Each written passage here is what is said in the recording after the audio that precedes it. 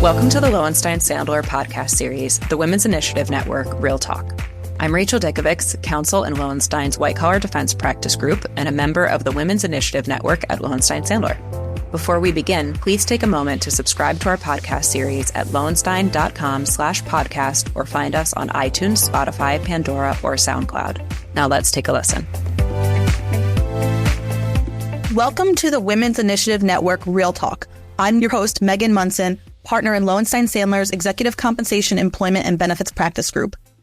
As part of our programming for 2025, we have launched a mini-series on Real Talk featuring successful senior women who are leaders both within and outside their organizations.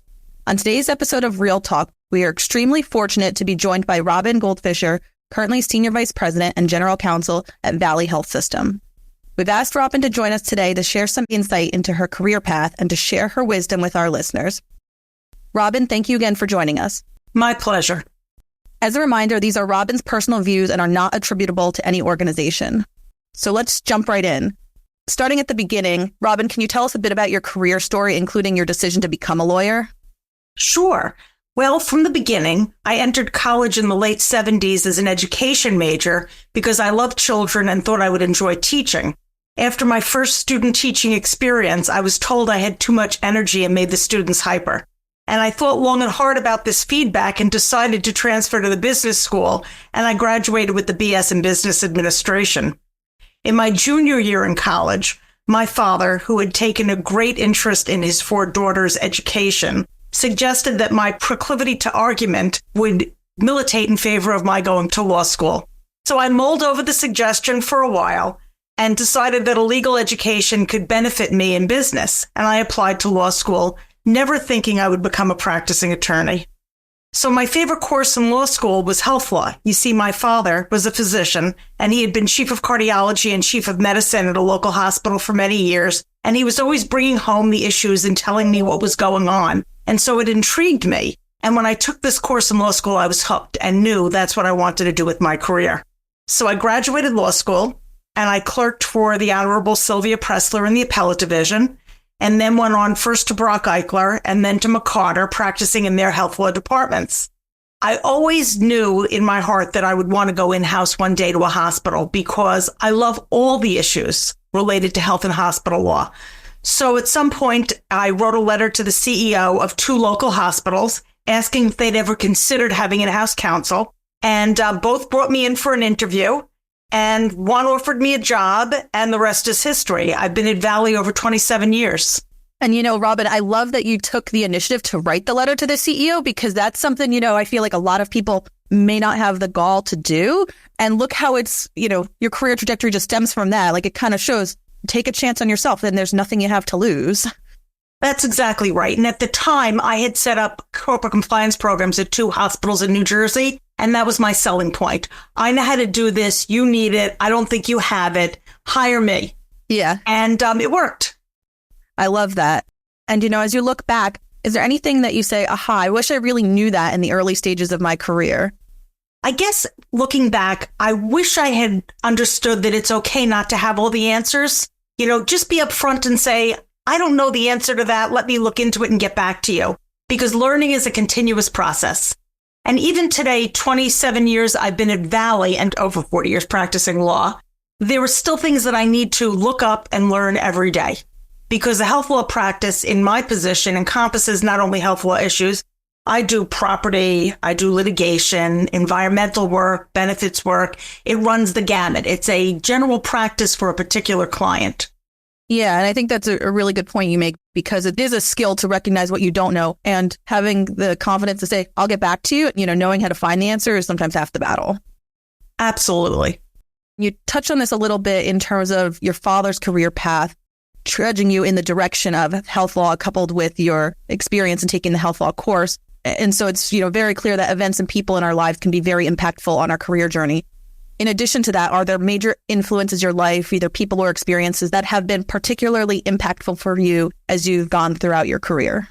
Absolutely. I mean, there are many, many people and events that have influenced me throughout my career. As I said before, my father had a tremendous influence on who I became, as has my husband, who himself is a practicing lawyer. and my best friend and mentor. He's been behind me throughout my career, telling me that I can do anything I put my mind to. So he's been a very strong influence. As for life events, I struggled through the death of my mother in an automobile accident when she was quite young, and family illness. And each event has taught me something. So as they say, what doesn't kill you makes you stronger. You learn to be resilient, to pick yourself up, put one foot in front of the other and continue walking. You learn the value of surrounding yourself with people who you love and who love you and support you through difficult times. And you learn the importance of being kind to everyone you meet because everyone is going through something. If everyone took the time to help somebody else, the world would be a much better place. Yeah, I couldn't agree more. And, it is challenging to navigate all of those type of life experiences while being a strong female professional. But I think those little nuggets and words of wisdom you shared are truly invaluable and can really make a difference. So throughout your career, how have you helped support other female professionals, coming up through the ranks? Well, I work in healthcare, which is historically predominantly female, and I oversee legal risk and compliance over 14 people, and one member of my department is male. So I spend a lot of time with women. I would say at Valley, there have been a lot of exceptional female mentors at the top of their fields who work exceptionally hard and understand the importance not only of work, but of work-life balance, which you aren't taught in a law firm. I've seen the value of promoting talented women from within our ranks. It wasn't a thing when I was coming up, and it's very important to do. Yeah, I think it really is what kind of helps move the needle as, more women continue into the legal profession of women helping women and really just being advocates for strong professionals. If you, have a strong member of the team, irrespective of, whether they're male or female, just being there supporting them and really valuing what they bring to the table. It's very important. I try to make sure that the people in my department know that time passes quickly and you don't get it back. So in terms of the work-life balance, you have to take the time to work hard and play hard. And I try to stress here in my department that if you have children, don't miss their school events or their games unless something's very important, because work will always be there. And I like to say ages and stages. If you think your children need you when they're young, they need you more when they're older. And when you're with them, you should be present and mindful because time passes in the blink of an eye. I have 2 children in their 30s, and I just don't know how that happened. And, it's really, I think, important to have somebody that you work for with those type of views because it makes a world of difference working in that type of environment, where you can work hard, but you're also supportive for having the personal aspect of, yourself outside of work. Absolutely. And as a mother of a 3-year-old, I completely recognize the ages and stages and needing, different things at different stages. And I'm telling you, they'll need you more when they get older. I'm sure. Right now, it's easy. Yeah, now they need your help with the basic stuff. They need help with the harder things as they get older. That's right. So, Robin, this discussion has been really fantastic, and I appreciate you sharing your perspective on these topics. Do you have any final parting words of wisdom for other strong female professionals out there? I would say that the most important thing is to always be prepared, because when you're prepared, you're self-confident, and you can exude that confidence. And while you won't always win, you learn from your successes and your failures. And sometimes you learn more from your failures because you pick them apart and learn what you would do the next time. Every day on my way home from work, and I've been doing this since I started to practice, I think about my day and I think about what went well and what didn't go well and what I would change so that the things that didn't go well would go better the next time. So I think that self-critical analysis has really helped me deal with all kinds of issues and become a better lawyer, a better mentor, and a better friend to the people I work with. Yeah, I love that. I think I'm going to actually kind of implement that into part of my regime in going home. But I think it helps with a lot with the self-reflection and improvement. So that's fantastic. Robin, thank you again for joining us today. I'm sure our listeners have found your insight and perspective very useful. I know I have. It's always inspiring and thought-provoking hearing from a female of your stature, getting to where you have and how you got there. And so always appreciate kind of sharing the words of wisdom on that topic. Thank you.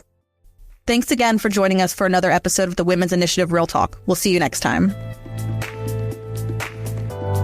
Thank you for listening to today's episode.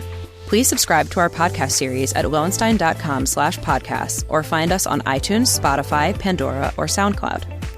Lowenstein Sandler podcast series are presented by Lowenstein Sandler and cannot be copied or rebroadcast without consent.